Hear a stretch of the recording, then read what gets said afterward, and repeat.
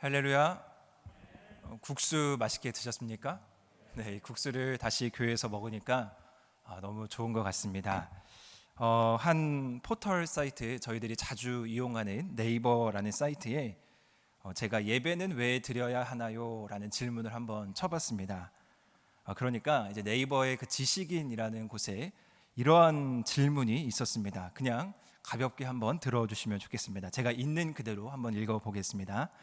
삶 자체가 예배라고 하는데 그럼 잘 살면 되는 거고 혼자서 기도하는 것도 예배이면 주일날 혼자 기도하면 되는 거지 교회 예배는 왜 가야 하는지 성도의 교통을 위해서 모여야 하는 이유 때문에 공적 예배가 필요하고 공적 예배를 위해서 교회 예배를 드려야 하나요? 그럼 은둔 성격은 혼자 기도로 대체해도 되는 것 같고 예배의 주가 설교니까 아무 설교나 검색해서 들어도 될 것 같아서요. 제가 잘못되었다면 누가 제대로 설득해 주실 분 없나요? 라고 이렇게 네이버 지식인에 이런 글이 달려 있었습니다. 오늘 예배에 관련된 설교를 준비하던 중에 저는 이 질문이 눈길에 끌었습니다. 우리 성도님들께서도 그냥 들으시면 말도 안 되는 이야기, 또 우스운 이야기, 그냥 교회에 그냥 겉도는 사람의 질문이구나라고 생각할 수 있으시겠지만 저는 이 글을 보면서 어쩌면 교회를 다니는 많은 사람들이 이러한 생각을 할 수도 있겠구나.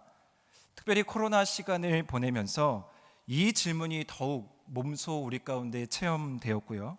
또 근본적으로 예배에 대한 개념과 그 이해가 또 새롭게 우리 스스로의 신앙 가운데 자리 잡은 시기라고 여겨집니다. 특별히 우리의 자녀들, 다음 세대들은 이러한 질문을 더 쉽게 할 수 있고요. 더 다양한, 저희들이 알지 못하는 더 다양한 질문들을 할 수 있을 것입니다.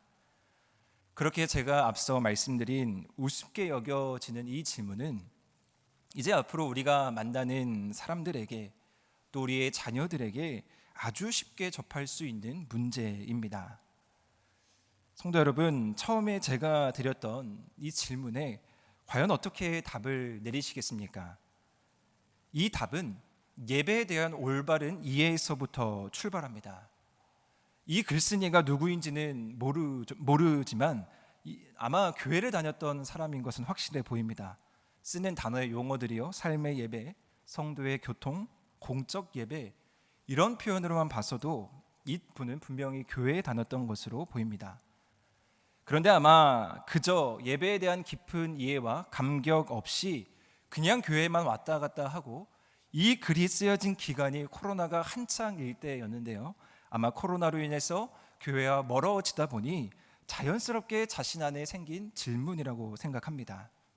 그런데 이 질문을 조금 자세히 살펴보면요, 이 질문에는 예배에 대한 근본적인 물음이 없습니다. 예배에 대한 속성에 대해서 전혀 묻지 않고요, 그럴싸한 질문이고 젊은이들에게, 다음 세대들에게 그럴싸하게 유혹할 수 있는 질문이지만 예배에 대해 물음에 대해 자기 입맛대로 그냥 재해석하면서 자기가 자기의 생각을 합리화하는 물음만 이 가운데 있습니다. 우리는 왜 예배를 드려야 합니까? 우리가 왜 예배에 최선을 다해야 합니까? 라는 이 질문에 당당하게 답하기 위해서는 예배에 대한 올바른 이해가 있어야 되고요. 그리고 더 나아가서 우리는 예배를 올바르게 경험해야 합니다. 많은 사람들이요, 교회만 오면 예배를 드리는 것이다 라고 생각합니다. 교회만 오면 나는 오늘 예배를 드리고 하나님께 예배했다라고 생각합니다.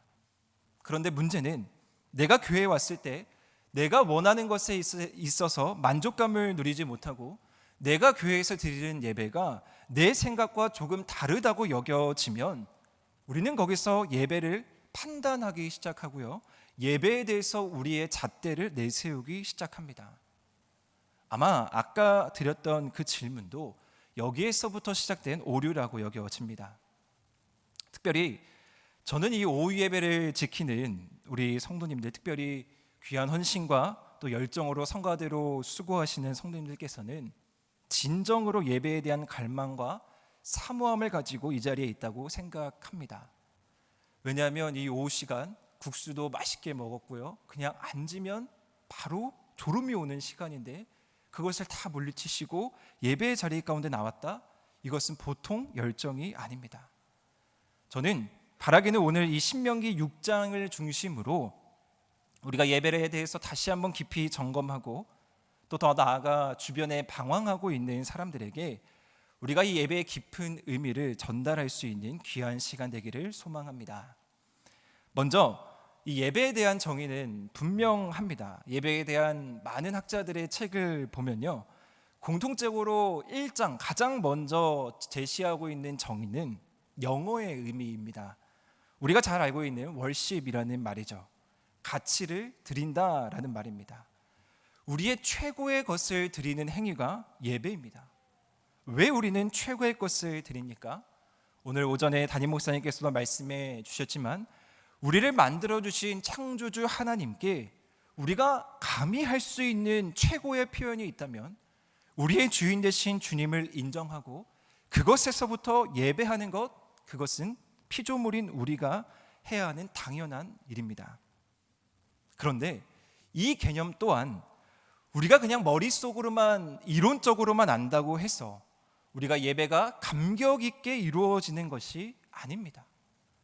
하나님이 창조주이시고 하나님이 위대하신 분이고 하나님이 전능하신 분이다 라는 것을 우리가 머릿속으로 다 알고 이론적으로는 알지만 그것을 이론적으로 머무는 데 있어서는 우리의 예배가 더 깊이 경험될 수가 없습니다. 우리의 예배가 더 깊이 있게 나아가려면 우리가 그 하나님을 우리 삶 가운데에서 경험해야 합니다. 한번 이렇게 생각을 해보겠습니다. 만약에 우리가 어떤 자녀를 앉혀놓고 하나님이 이런 불이니까 우리는 예배해야 돼. 자, 예배 시작하자. 그러면 그 자녀가 얼마나 하나님에 대해서 이해하고 예배의 자리 가운데 나오겠습니까? 하나님은 전능하신 분이야. 하나님은 우리가 창조주이기 때문에 마땅히 예배해야 돼 라고 얘기했을 때 얼마나 많은 사람들이 설득돼서 예배의 자리 가운데 오겠습니까? 제가 두 가지 예를 들어보겠습니다. 첫 번째로는 우리가 새로운 사람을 알아가는 데 있어서 많은 시간과 물질과 여러 가지 노력과 투자를 합니다. 우리가 돈을 들이고요, 우리가 시간을 들이고 우리의 삶을, 어쩌면 삶의 일부분을 들여서 새로운 사람과 관계를 형성합니다. 내가 혹 좋아하거나 내가 더 깊은 관계를 원하면 더 많이 투자하게 되죠. 또한 두 번째로 우리가 평소에 동경하거나 내가 살아생전 꼭 보고 싶었던 사람을 만나기로 약속을 한번 잡았다고 생각해 봅시다. 우리 성도님들 마음이 어떻겠습니까? 아마 그 사람을 만나기 전에 머리부터 발끝까지 고민하면서 그 사람을 만나는 날을 고대할 것입니다. 그것이 바로 최고의 것을 드리는 마음이죠. 우리가 사람에게도 새로운 사람을 만나는데도 우리의 노력을 투자하고 우리의 시간을 투자하고 우리의 물질을 투자하고 우리가 동경하는 사람, 우리가 사랑하는 사람을 만날 때 우리 안에서 최선의 모습으로 나아갑니다. 사람에게도 좋아하는 사람에게 우리가 최고의 모습을 드리기 원하는 거죠. 그러면 우리는 동일하게 이러한 마음이, 아니 이것과 비교할 수 없는 더 큰 마음이 하나님에게도 있어야 된다라는 것이죠. 그게 바로 예배의 시작입니다. 우리는 우리가 가진 최고의 것을 하나님께 드리며 경외하며 우리의 모든 것을 감각적으로 하나님께 집중하면서 드리는 것이 우리가 드릴 수 있는 진정한 예배입니다. 그것이 바로 오늘 신명기 본문에서 이야기하고 있는 경외입니다. 사실 이 예배의 출발은 구약 성경에 있습니다. 구약에 다양한 제사들이 나오는데요, 구약에는 크게 5대의 제사가 나타나죠. 속죄제, 속건제, 번제, 소제, 화목제가 그 제사입니다. 크게 이 속죄의 의미가 이 제사 안에 있고요, 또 감사의 의미가 제사 안에 있습니다. 우리는 이 제사를 통해서 예배에서 가장 중요한 요소는 속죄, 즉 거룩함의 영역이고 감사, 즉 찬양의 영역임을 알 수 있습니다. 이것을 신약에 와서 바울은 이것을 어떻게 재해석했냐면요, 로마서 12장 1절 말씀을 한번 다 같이 읽어보도록 하겠습니다. 시작. 내가 하나님의 모든 자비하심으로 너희를 권하노니 너희 몸을 하나님이 기뻐하시는 거룩한 산 제물로 드리라. 이는 너희가 드릴 영적 예배니라. 구약의 제사를 잘 알고 있었던, 구약 성경을 잘 알고 있었던 바울은 오늘 거룩한 산 제물로 드리라 라는 표현을 하고 있습니다. 그런데 다른 제물을 드리는 것이 아니라요, 내가 거룩한 제물이 되어서 하나님께 나아가야 한다라는 것이죠. 정리하면 이제 구약의 제사에 관련된 모든 것을 내가 산 제물로 대체되어서 나의 몸 자체를 하나님이 기뻐하시는 거룩한 산 제물, 속죄와 감사의 의미를 들여서 드리는 것이 바로 예배입니다. 그러면 이것이 어떻게 가능할까요? 우리가 구약 성경처럼 번제 제물처럼 우리가 죽어서 태워질 수는 없습니다.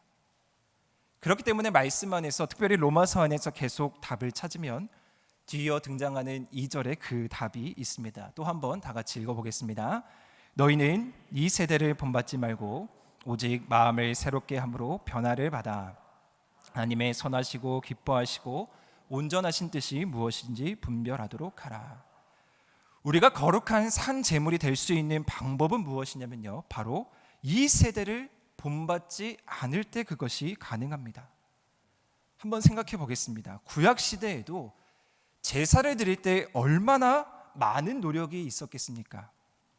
얼마나 거룩하고 깨끗하고 그 조건에 맞춰서 하나님이 원하시는 대로 그 제사마다 다양한 동물들을 가지고 하나님께 나아가야 했습니다. 어떨 때는 흠 없는 동물이어야 되고요, 어떤 때는 처음 난 것이어야 하고요, 어떤 제사는 곡식이어야 되고, 반면 어떤 제사는 향기로 드려야 하는 제사도 있었습니다. 구약시대 당시 제사를 하나 드리더라도 그러한 지극정성과 세밀한 노력이 필요했는데 우리도 그와 마찬가지로 되어야 한다라는 것이죠. 제가 어렸을 때 기억에 나는 일이 있습니다. 물론 지금도 우리 권사님들께서는 그렇게 자녀들을 양육하시리라 생각합니다. 어렸을 때 토요일이 되면 어머님께서 항상 헌금을 주시면서 성경책 안에 꼭 넣어놓으라고 말씀하셨습니다. 왜? 그 성경책이 빳빳하게 펴져서 새 돈을 하나님께 드려야 한다라고 그렇게 교육하셨습니다. 그리고 여기 계신 많은 권사님들, 우리 장로님들께서도 헌금이 조금 구겨지면 다리미로까지 다렸던 기억도 있으실 것입니다. 그리고 또 한 가지, 어렸을 적 제가 새 옷을 사면요, 그 옷을 월요일에 사든 화요일에 사든 수요일에 사든 그때 바로 입을 수가 없었습니다. 하나님께 새 옷을 먼저 입어야 한다고 항상 그 새 옷은 주일에 입었던 기억이 있습니다. 이렇게 우리는 아름다운 우리의 전통, 우리의 문화가 있었습니다. 하나님께 우리의 최고의 노력으로 지극정성으로 구별되어서 내가 하나님께 드릴 수 있는 예배의 방법, 예배의 모양이 우리 가운데 있었습니다. 그것이 바로 이 세대를 본받지 않는 것에 대한 그 당시 우리 어머님들, 우리 권사님들의 노력이었으리라 생각합니다. 우리가 이 세대를 추구하여서 우리가 세상 가운데에서 더러워지고 악해지고 우리가 어둠의 영역 가운데 있는 것이 아니라 하나님께서 말씀하시는 거룩의 영역, 빛의 영역, 육신의 일을 생각하지 않고 영의 일을 생각하는 곳에 우리가 거해야 한다라는 것이죠.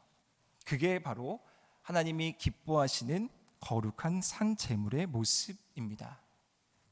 그런데 여기서 한 가지 어려운 문제가 있습니다. 무엇이냐면요, 이 말씀을 들으시면서 이 말씀을 듣고 우리가 아예 세상과 단절돼서 그리스도인의 어떤 고유한 특성을 가지고 우리가 세상을 단절하면서 살아가면 이 문제가 쉽겠죠. 세상 가운데 거룩함으로 내가 모든 것을 다 포기하고 그냥 하나님만 바라보고 마치 수도원과 같이 살아가라? 그러면 어쩌면 우리에게 있어서 그것이 더 쉬운 일일 것입니다. 그런데 오늘 본문 말씀은 그런 말씀이 아닙니다.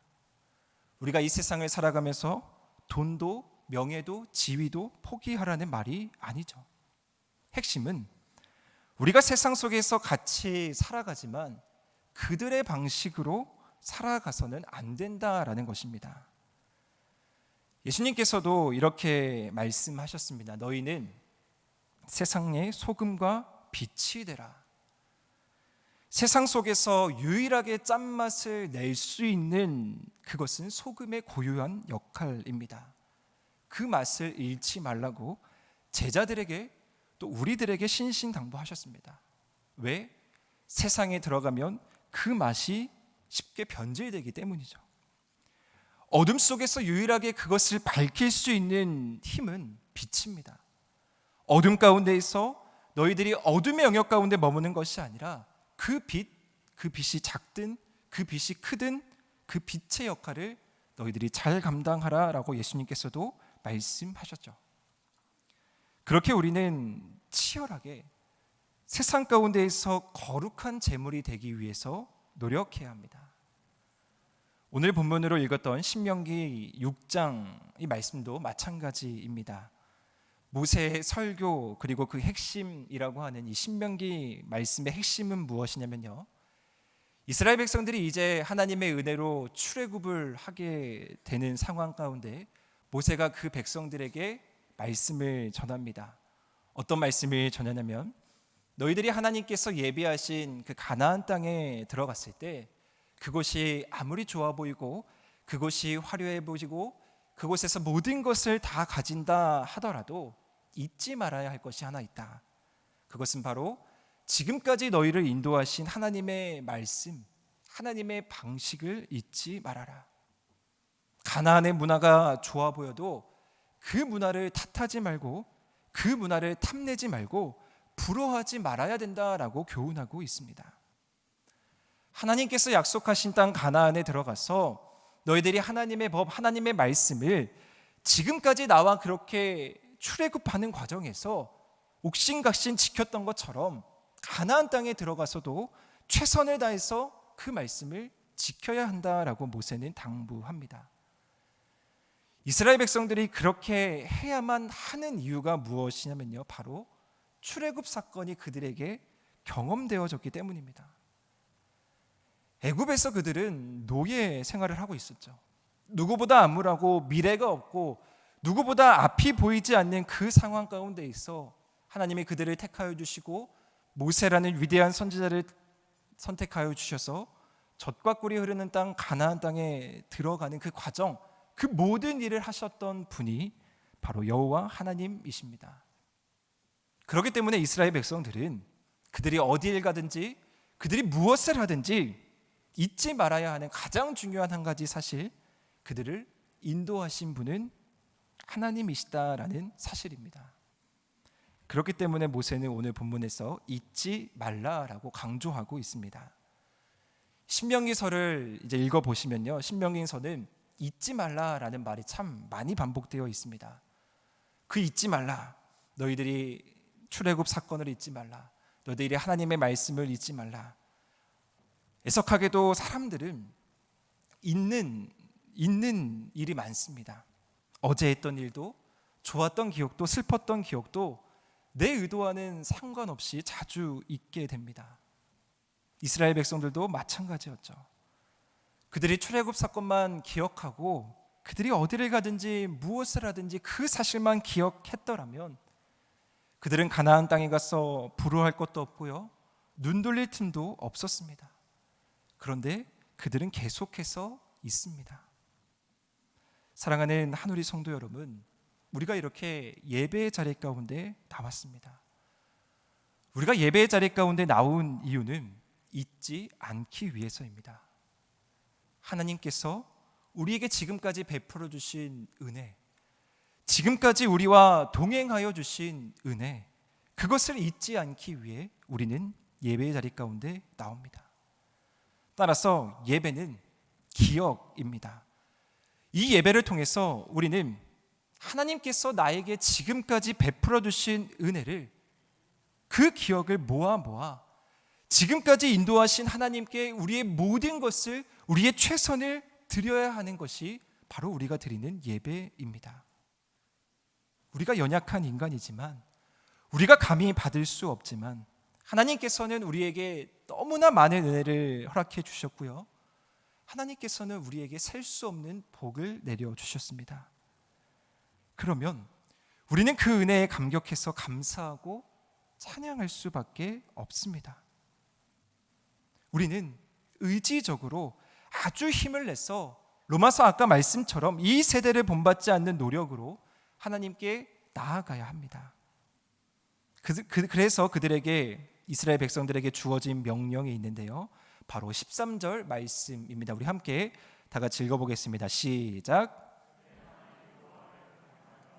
그를 섬기며 그의 이름으로 맹세할 것이라. 여기에 바로 예배의 모든 속성이 나옵니다. 경외하고 섬기고 맹세하라. 그리고 이어서 14절에는 뭐라고 얘기하고 있냐면요, 다른 신들을 따르지 말라. 10계명의 1계명부터 4계명의 모든 요소의 집합이 이 말씀 가운데 담겨 있습니다. 그리고 나서 15절 뭐라고 모세가 얘기하냐면요, 하나님에 대한 소개가 나옵니다. 너희 중에 계신 너희의 하나님 여호와는 질투하시는 하나님이신즉. 여러분, 하나님이 질투하신다라는 것은 좀 재미있는 표현입니다. 질투는 보통 우리에게 있어서 약간 이렇게 부정적인 의미로 쓰이죠. 남자친구와 여자친구가, 우리 청년들이 뜨겁게 연애할 때 이 질투의 감정이 도드라집니다. 우리 권사님들께서도 한창 연애하실 때 이 질투의 감정을 느끼셨을 텐데요, 우리가 왜 질투를 합니까? 진짜 사랑하기 때문에 질투를 하죠. 우리가 누군가를 사랑하지 않으면 질투하지도 않습니다. 하나님께서 우리에게 질투하신다라는 말은 하나님이 우리를 극진하게 사랑하신다라는 것이죠. 즉, 하나님의 질투를 다른 표현으로 하면요, 하나님이 우리를 향해서 철저하게 사랑하고 있다라는 말입니다. 여기에는 다른 어떤 것도 허용되지 않는 사랑입니다. 하나님께서 우리를 다른 무엇과도 비교할 수 없는 최고로 우리를 사랑하시는데, 우리가 어찌 그 은혜에 감격하며, 우리가 어찌 그 은혜에 감사하며 예배하지 않을 수가 있겠습니까? 하나님에 대한 그 사랑의 최고의 보답이, 최고의 방법이 예배라면, 우리가 어찌 이 시간 가운데 예배에 전심을 다해서 나아가지 않을 수 있겠습니까?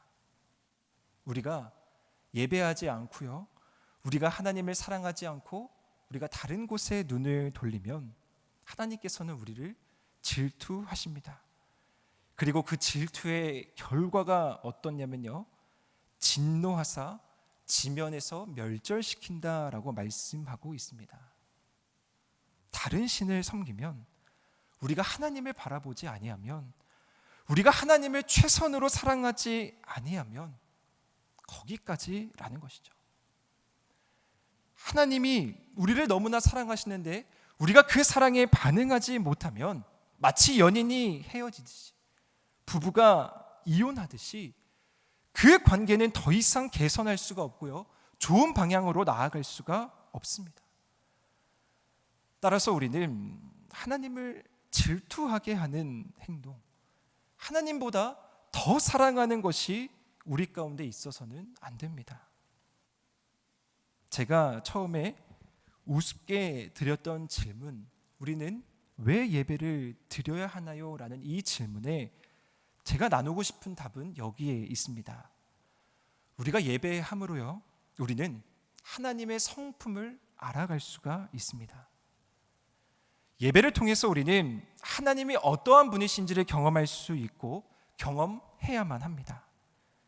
하나님의 그 다양한 성품, 성경을 다 읽어봐도 우리가 감히 다 이해할 수 없는 그 하나님의 성품을 우리가 이 예배 시간 가운데 조금이라도 알아가려고 노력해야 한다라는 것이죠. 우리의 생각과 우리의 모든 한계를 뛰어넘는 하나님, 그분은 우리의 지식으로만은 알 수가 없습니다. 사랑하는 우리 하늘의 성도 여러분, 우리의 다음 세대, 우리의 사랑하는 자녀들이 왜 예배해야 합니까? 그냥 부모님, 내가 하나님을 잘 믿어서 우리 자식도 하나님을 잘 믿어야 하는 그런 가문의 대를 잇기 위해서 예배해야 합니까? 그들도, 우리의 사랑하는 자녀들도 하나님을 알아야 하기 때문입니다. 하나님이 어떤 분이시고 하나님이 어떤 성품을 가지고 계시고 그 하나님께서 우리의 자녀에게 어떻게 역사하시는지 우리 자녀들도 스스로 경험하고 스스로 깨달을 수 있어야 합니다. 우리의 자녀들이 예배하는 이유 분명합니다. 세상의 어떤 지식보다요, 세상의 어떤 지혜보다 하나님을 아는 것이 가장 큰 지혜이기 때문입니다. 그런데 하나님을 알 수 있는 유일한 방법은 예배밖에 없습니다. 한 주간 우리가 살아가다가 각자 고된 삶 가운데에서 치열하게 살아가시는데 그 가운데에서 우리가 이 주일 구별된 시간, 거룩한 시간, 이 시간이 유일하게 하나님을 알아가는 시간이라면 우리는 이 예배를 어떠한 마음을 가지고 나와야겠습니까? 때로는 은혜의 하나님, 때로는 사랑의 하나님, 때로는 감사의 하나님, 때로는 진노의 하나님, 이런 다양한 하나님의 성품이 우리가 예배하는 가운데에서 경험되어지고요, 이 예배를 통해서 우리는 하나님을 더 깊이 알아갈 수가 있습니다.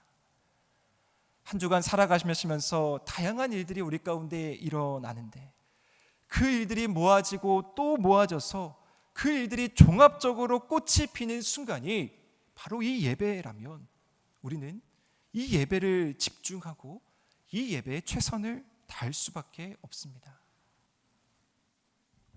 제가 예배에 대한 책을 읽으면서 이런 문구를 발견했습니다. 너무나도 자주 우리는 지극히 작은 부분만을 들고 예배에 참여합니다. 일주일도 되지 않아 사라질 교훈들, 혹은 인생의 조언을 얻기 위해서 가벼운 즐거움을 위해 예배에 참여하는 것과 우리 삶 전체를 하나님께 드리는 것은 다릅니다. 우리가 정말 마음과 정성을 다해 예수님의 이름으로 하나님을 찬양하고 하나님께서 우리 가운데 말씀하시고 행하시는 것을 기쁨과 감사함으로, 경외함으로 받아들일 때 우리는 예배의 진한 감격을 누릴 수 있을 것입니다. 예배를 사모하는, 특별히 오후 예배를 지키며 예배를 특별히 사모하는 우리 성도님들, 우리는 예배를 포기해서는 안 됩니다. 이 시간을 통해 최선을 다해서 하나님을 알아가고 또 그 하나님을 알아감으로 한 주간을 또 힘을 내서 살아가시는 우리 모든 성도님 되시기를 주님의 이름으로 소망합니다. 시편 34편 8절 말씀에 보면 이러한 시인의 고백이 있습니다.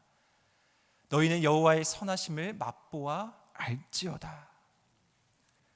좋은 음식점이 있으면요, 두고두고 생각나고 좋아하는 사람과 소중한 사람과 함께 가고 싶습니다. 그 맛을 함께 나누고 싶은 것이 우리의 마음입니다. 좋은 음식점에서 느꼈던 그 맛을 두고두고 기억하고 아는 것처럼 우리가 주일을 고대하면서 이 예배의 감격, 예배의 맛을 경험하고 한 주간 이 예배만 고대하면서 소중한 기억, 소중한 그 선하심, 소중한 맛을 가지고 살아가시는 우리 성도님 되시기를 원합니다.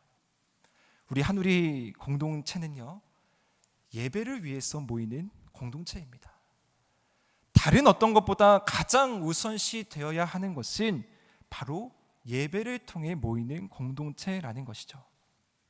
예배를 통해서 하나님의 거룩한 생명을 더 알아가시고요, 예배를 통해서 지금까지 베풀어 주신 하나님의 은혜에 대한 기억을 더 많이 쌓아가시고요, 그리고 거기서 그치는 것이 아니라 이 예배를 통해서 우리가 세상으로 나아가 하나님에 대한 이야기를 끊임없이 전하고 진실되게 나눌 수 있는 그러한 일들이 우리 가운데 넘쳐나기를 원합니다. 그것이 바로 예배의 중심으로 살아가는 사람의 모습입니다. 이제 우리 장로님께서 아까 기도해 주셨던 것처럼 코로나로 인해서 이제 모든 세상에 활기가 띠고 있습니다. 많은 사람들이 일상으로 돌아가서 전처럼 환호하고 다양한 일들을 또 맛보고 있습니다. 우리의 예배도 속히 더 회복되고 하나님 안에서 누렸던 그 감격, 마치 지난주에 축구가 있었는데요, 6만 4천 명이 이날을 마치 고대하면서 관중이 음성 환호를 하면서 응원을 하는 그 모습이 우리의 예배 가운데 다시 살아나기를 소망합니다. 하나님에 대한 감격, 하나님을 알아감, 그 놀라운 은혜가 우리 하늘의 모든 성도님들 가운데, 특별히 우리 하늘의 교회로부터 시작되기를 주님의 이름으로 축원합니다.